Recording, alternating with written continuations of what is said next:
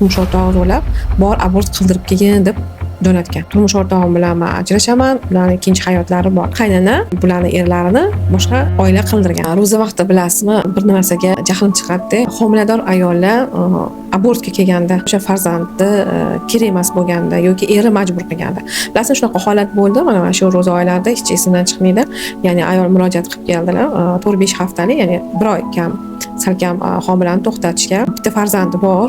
Bu keyingi homiladorlik, ikkinchi homiladorlik. Eri zo'rlab, turmush o'rtog'i zo'rlab bor abort qildirib kelgin deb jo'natgan. Tushuntiraman, turmush o'rtog'ingizni chaqiring, gaplashaylik. Turmush o'rtog'im bilan men ajrashaman, ularning ikkinchi hayotlari bor.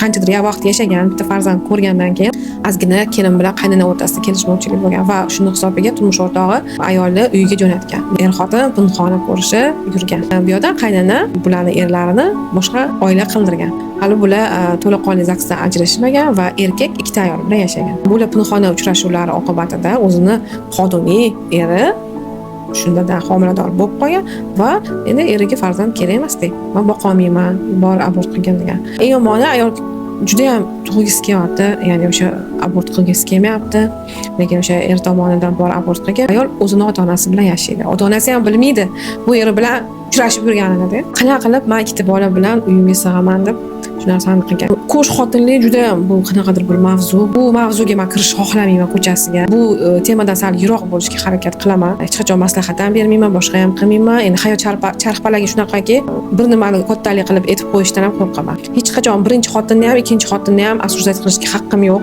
Lekin shaxsan o'zimga olib kelishadi ham birinchi ayolini, ham keyingi ayolini.